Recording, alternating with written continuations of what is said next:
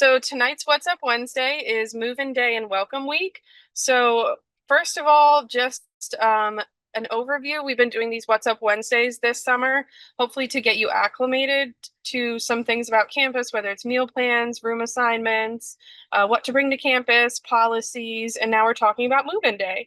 We know it can be a big day with a lot of emotions, a lot of big changes, and the more prepared you are for that move-in day and for the welcome week activities that follow, the better set up for success you will be.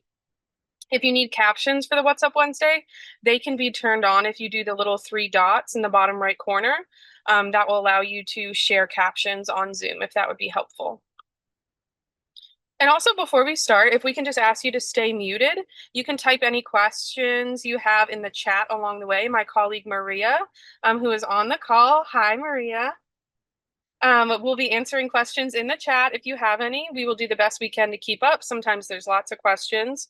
If your question is very individual or requires us to do some personal research into your situation, we may ask you to call or email us to follow up tomorrow during the workday. Also, this will be recorded. We share a recording of all of our What's Up Wednesdays on YouTube, on our YouTube playlist for What's Up Wednesdays for this summer.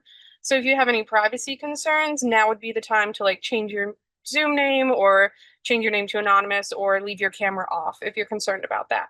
And with that, we will get started. So just by way of introduction, I'll introduce myself first, and then I'll have Maria introduce herself as well. To start, my name's Amanda Gilmore. I use she, her pronouns. I'm one of the assistant directors in our office, and I oversee our diversity, equity, inclusion efforts, our special interest housing, and our marketing.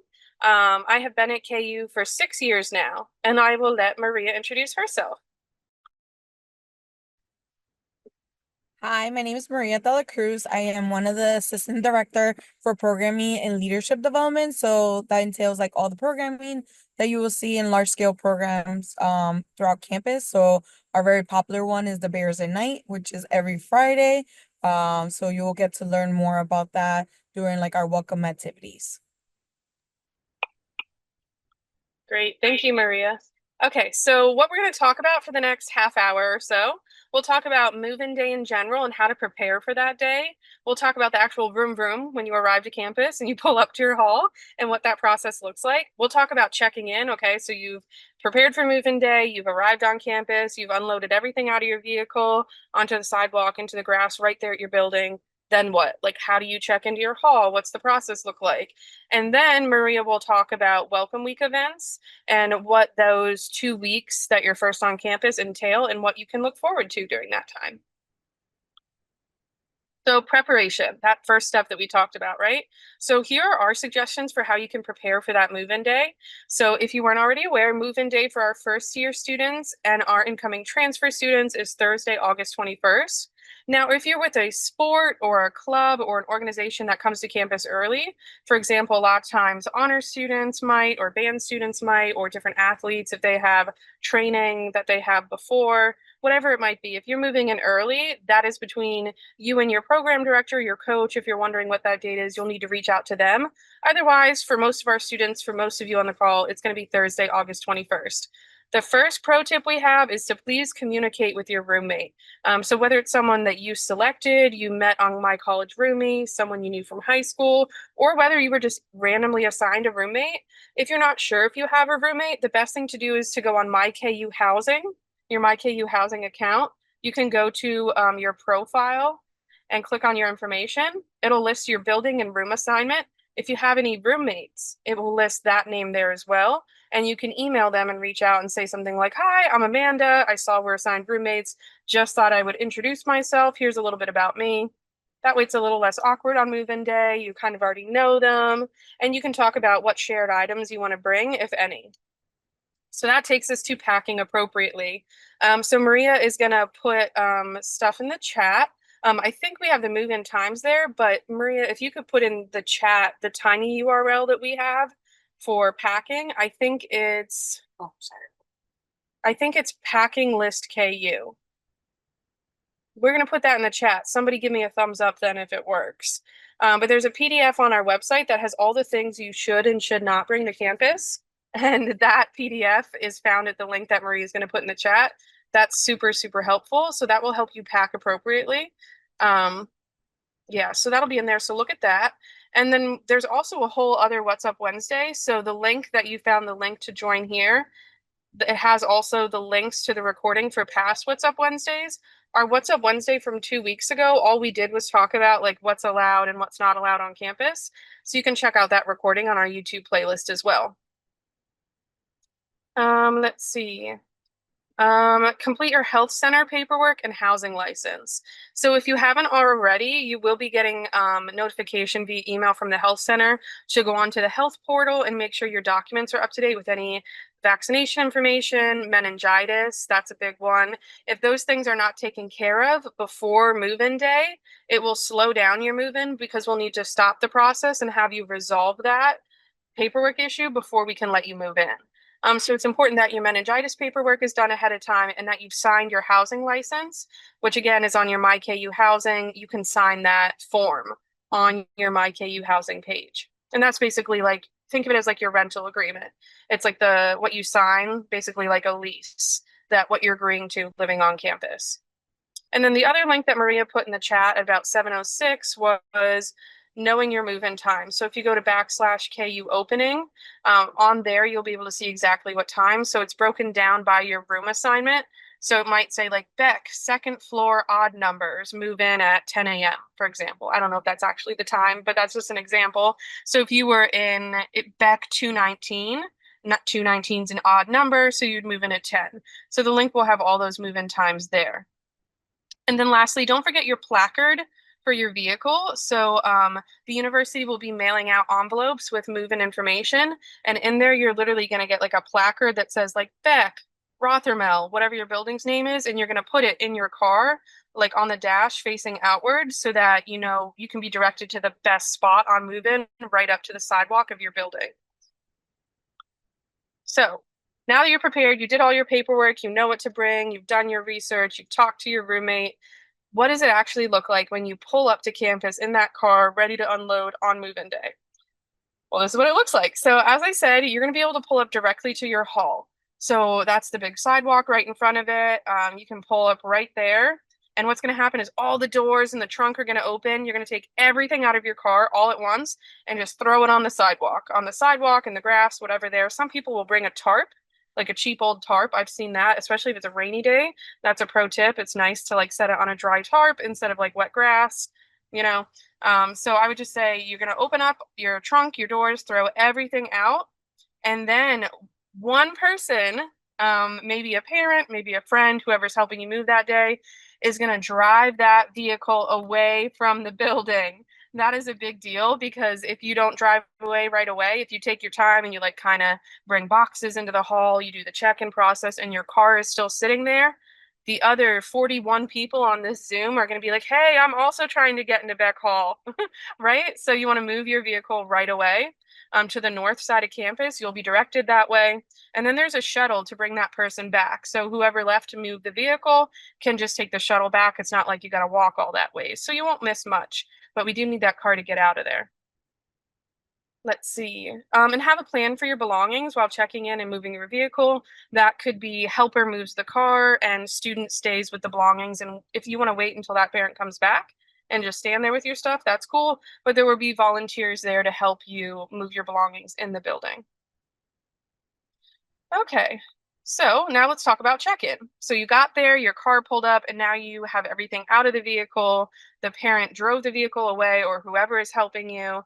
So now that check-in process, so you're going to want to follow signage. So we try to do a really good job for each building to have signs that say check in this way or arrows, whatever you have there, just look for it because for some buildings, the check-in stations might be in the lobby of the building. For some of them, they're going to be right outside. For some of them, they'll be down in the basement because they have more space in the basement to set up more stations. So just look for signs at your building telling you where to find check-in because there'll be some paperwork and things that you have to do, get your key or your PIN, all that stuff. So speaking of that, this is what it looks like. So you follow the signs, you get to your building's check-in station, right? And this is what that looks like. So make sure before you even get in this line, have your ID ready. So make sure at this point you have your KU ID in your hand, whatever you need, and you can be identified that way by ID. And then the staff will pull up your account to see if anything needs to be done before you check in. So that's what I said about like your housing license, making sure that form is signed online. Any meningitis paperwork is done already with the health center. Some other things to make sure that are done. If you have an outstanding bill with the Office of Student Accounts, that will have to be resolved before check-in as well.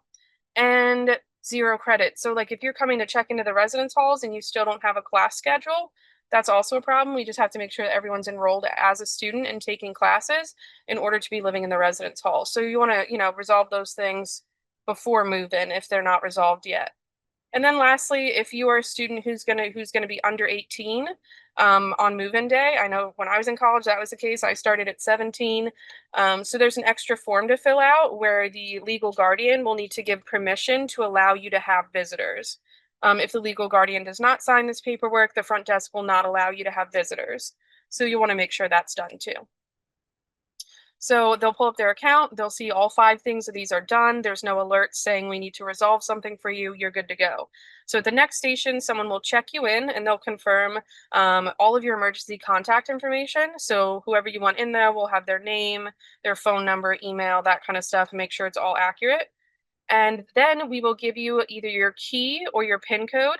Some buildings use hard physical keys, like, little gold, bronzy looking keys. And some buildings use PIN codes, personal identification numbers, which is a series of 6 numbers that you type into a keypad on your door and that lets you in. It just depends what kind of building you are. So we'll either be handing you a hard key or a PIN packet with your PIN number, those 6 digits written on the card. And if we hand you a PIN, we're going to say, stop. Don't do anything else. Stop what you're doing. Take a picture of your PIN and keep it in a safe place because you're going to lose the paper. You're going to forget. You're going to get locked out. You're going to think you know it, but then you're going to go away for a weekend and you're going to forget it. And then you're going to be locked out. So take a picture of your PIN right away. Write it down in a notes app on your phone, whatever you got to do. And the other thing I would tell you about keys and PINs is you never, ever, ever, ever want to share or give out your PIN code or your key to anyone else. It's a safety concern. It's also a violation of policy. So don't be sharing that PIN number and don't give your key to anyone else. So keep that safe from the moment you move in. We will also give you your combination to your mailbox if that at this time so that you can check your mail. And the last thing staff will probably do is explain the room verification form to you.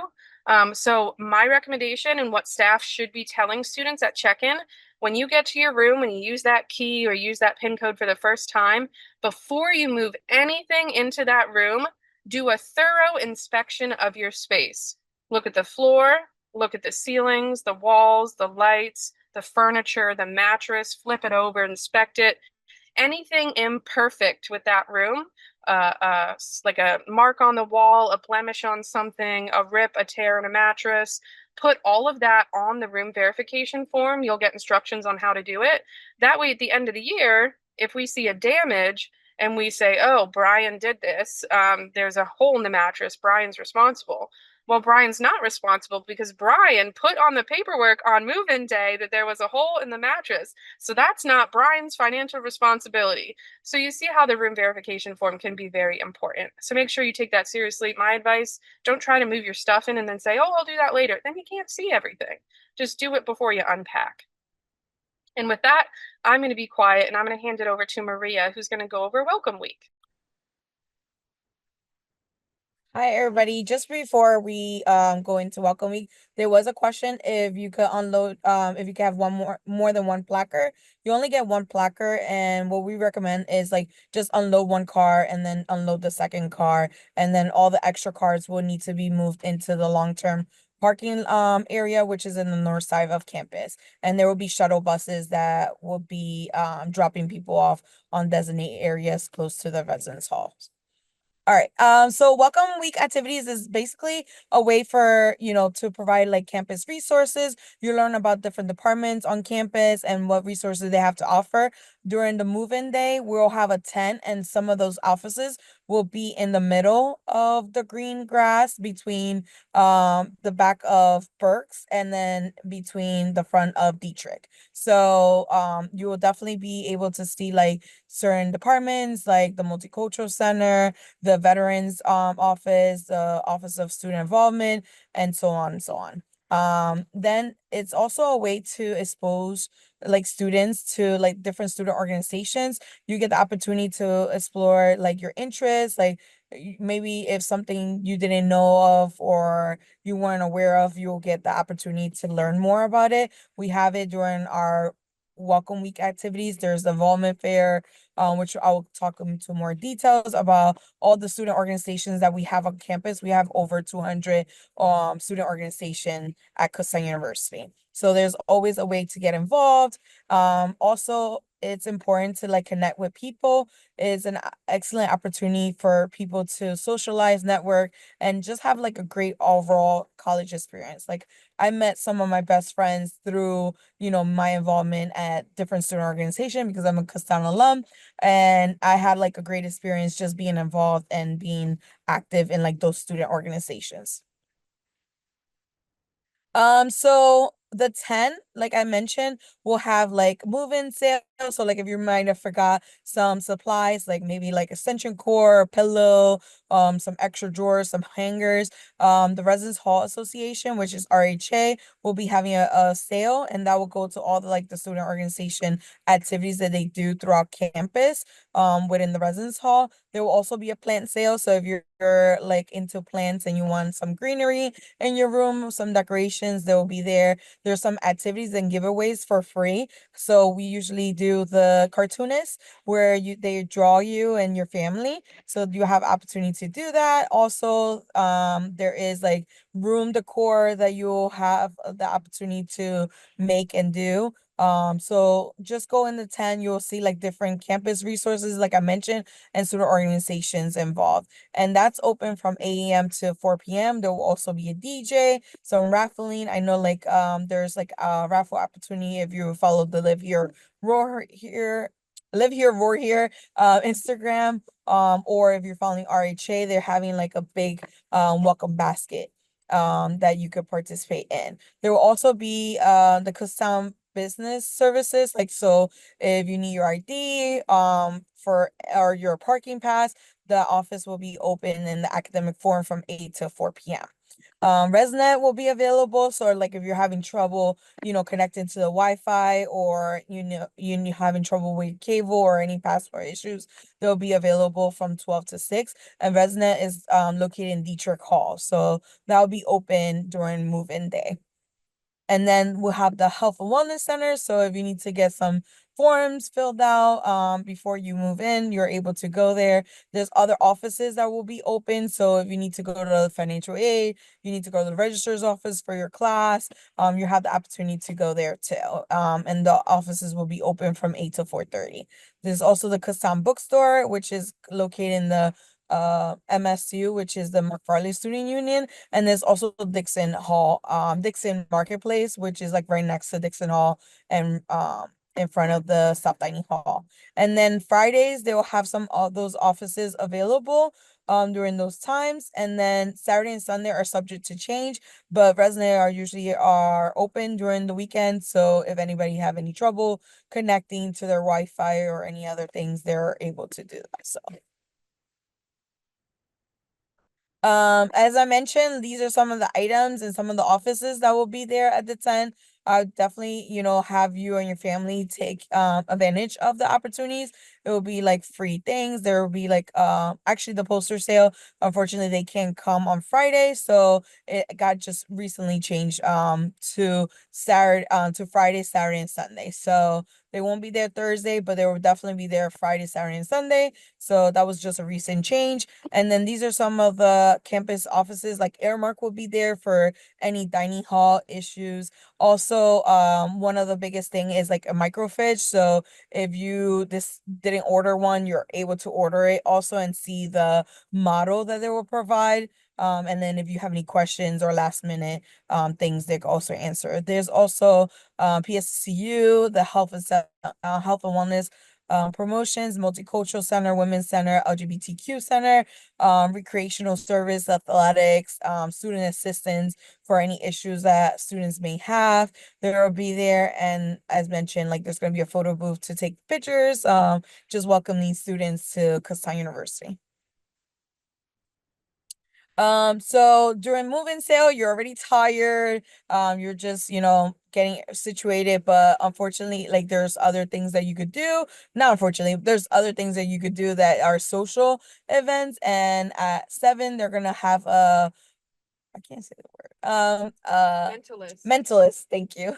Performance, and that's from 7 p.m. The location is to be determined still, but there will be flyers around campus. It's hosted by the new student orientation. There's gonna be a campfire ball storytelling event, and that's gonna be where like the DMZ area is, and the DMZ area is like I mentioned is behind Burks and in front of Dietrich. It's like green grass is where the tent is going to be.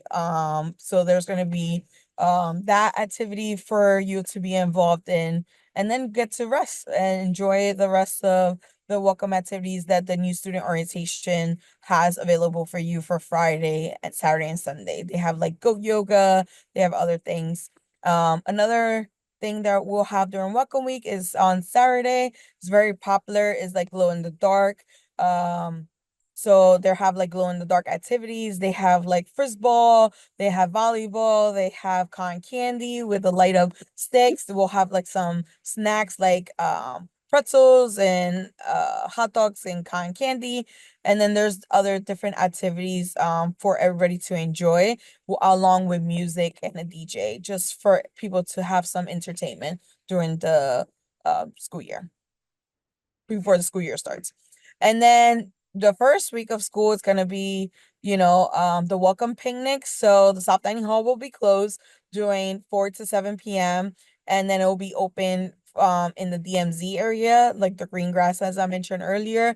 And they will have like your actual food for the picnic during that time. And then it will open back up around 7:30 in the South Dining Hall if you want to still eat and enjoy some of the activities that they have in the South Dining Hall. And then during that time, sorry, the intramural sports and other student activities are available there during that time frame. So if you are interested in getting into intramural sports like volleyball, golf club, there's different activities, dance teams, you are able to participate and look at what you're interested in. And they have over 100 student recreational services, activities, and clubs. So welcome week is just a full week of first week and second week. So the first week, as mentioned, is like Monday is gonna be the welcome picnic. Tuesday is gonna be a Greek life welcome bash, to get people involved in Greek life. So like just check it out to see like if it's Greek life is for you. A lot of people do check it out just to see like what's available for them and like the way they can network and student organizations that they could get connected to. Then Wednesday, they're gonna be a quad, which is a Kutztown University Activity Board. That's what it stands for. And there's a student group organization hosting different activities throughout the year. The first one is gonna be a movie bingo with Monsters Inc. Incorporated, and that's from 7 p.m. to 9 p.m. in the McFarland Student Union building 183, which is downstairs in the auditorium. Then we have our from Residence Life Housing and Dining, which is our department. We'll have the chill out and grill out, and we usually have, the inflatables. We have some chicken on the stick and some veggies on the sticks, along with some s'mores, and it's very popular because they're kind of like run out in the first, 45 minutes to an hour, and people get to participate in the different activities along with, being able to play basketball, so that's definitely a good event to go to. And also you get like a flip book. So if you want to take photos with you and your friends, you just like, welcoming to Kutztown University, that will be available. Then like I mentioned, every Friday we have programs. It's just to get students involved and be able to, relax and decompress. So we'll have our first one, which is bingo. Our Bears are Night. So it's every Friday, like I mentioned, it's from 7 p.m. to 9 p.m. Is in the South Dining Hall, room 1, and the way to enter is through the PSSU ATM on the left-hand side when you're facing the front of the building. That's where all our Bears a Night are gonna be open, and they usually open like at 6:45 the doors, so you could just go in instead of swiping into the South Dining Hall. And then Labor Day weekend is just, enjoying, the long Labor Day weekend because, there's no classes on Monday, September 1st.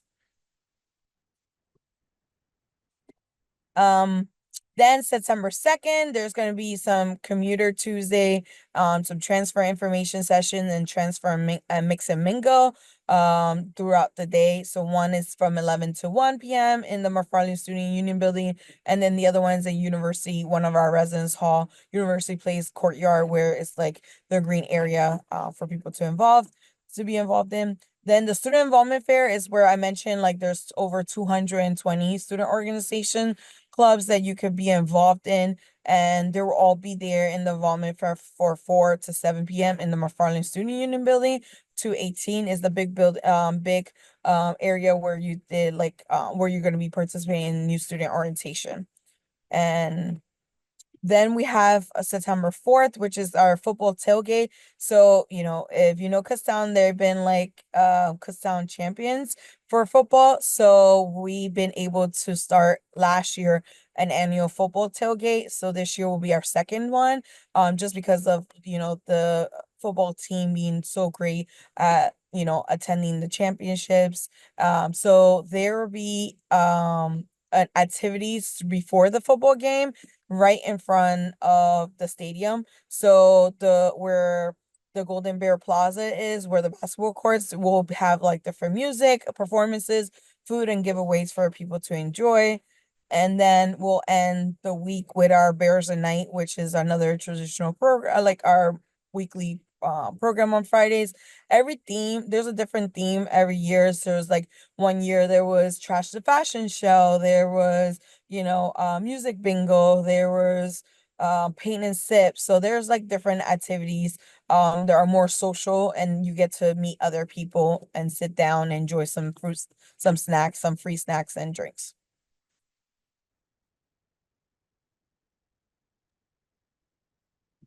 All right.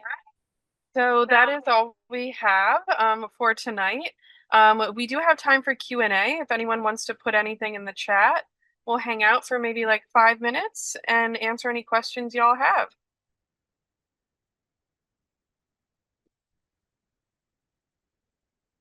And it doesn't necessarily have to be about move-in day and welcome week. If you have other questions, maybe we can assist with those. All right. So when is the first day of classes? Monday the 25th. Monday the 25th is the first day of classes. For a move-in, do the beds come bunked? Typically, I can't guarantee that because of some, if cleaning was a tight turnaround with camps and conferences that had our rooms over the summer, they might not get to be consistent, but typically they're bunked when you move in, and they do have to be bunked when you move out. But you're allowed to unbunk them throughout the year if you'd like. It's pretty easy. When can we register for classes?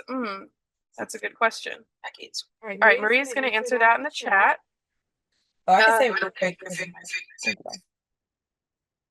Sorry, we're like next to each other.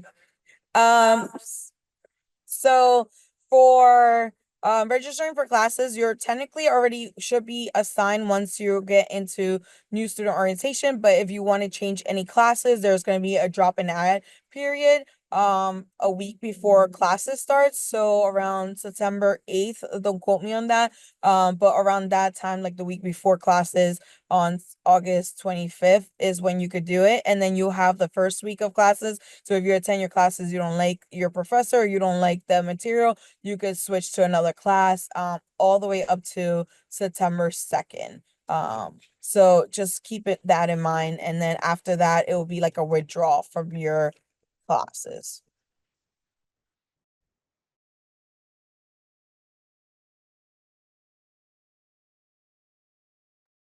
So it's somebody said, will you be able to see dorms during orientation? Unfortunately, you will not be able to see dorms. You could go through admissions and see if there's showrooms that are available, but we did have a preview day last Friday where everybody was able to see like the residence hall where they were gonna live in, and we were able to show a room and explain, see like what they get during those cabin times, like during those during your room, like what you'll get, like a cabin, a drawer, things like that. So Unfortunately, we don't have any um way to see the dorms during orientation. Also because we're also doing training with our staff, and then so our availability is very limited, but there's some admissions that they do have access to some of the showrooms.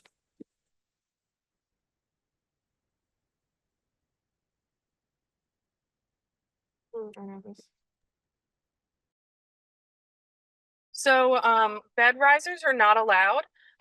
So that's something you're not going to want to bring is like a bed rise or something like that. They're not permitted for safety reasons. All of our beds on campus can be raised to about hip height. Like I'm 5'6", I think, and it comes right up to like where my pocket is on my jeans. If that is a good unit of measurement, maybe not. But I'm average height, comes up to the pocket on my pants. That's pretty high. You're not going to put like, a desk or anything under there, but you're going to put big totes under there that you can fit. So the bed rises pretty significantly on its own. You don't really need bed risers, but just know that they're also not permitted. How many family members are allowed inside the halls to help during move-in? That's on you, as many as you can tolerate on move-in day. Yeah, so you don't need to sign in or anything during move-in day hours. As many helping hands as you need that day, feel free. All right. One or two more questions? And also remember too, we have our phone number on here. Sometimes give us a little grace in the summer with the housing email. We get a little behind on our email because quite honestly, we're getting anywhere from 150 to 200 emails a day. And we have two secretaries right now that are trying to work through that. But if you have a question, give us a phone call. Our phone number is on the screen. It's 610-683-4027. And that's a great number to reach us. We're open during the summer from 8 to 4 if you have a question. How many outlets per room in Schuylkill? Oof, I want to say it's 6. Not outlets maybe, but you know how each outlet has 2? I feel like there's like a 4 plugger and then there's a 2, maybe another 2. So I would say 6 to 8, but don't quote me on that. I'm giving you my best guess. Does that sound accurate, Maria? Yes. That sounds accurate. Okay. Let's see. Do we have a curfew when to be in your dorms? If so, what time? Nope, there's no curfew for you to be in or out of your dorms. Let's see. With the honors program, reach out about move-in and times. They should be. My advice is to reach out to them. The person in charge is Andy Vogel. So if you email vogel@kutztown.edu, that is the program director for honors, and hopefully he can give you insight. Burke's would be the same answer I gave from Schuylkill. So typically all of our residence hall bedroom, you can expect 6 to 8 outlet holes. I always tell people bring a surge protector because there might be one outlet that you want to put like 6 things in. So just bring at least one of those surge protector extension buoys.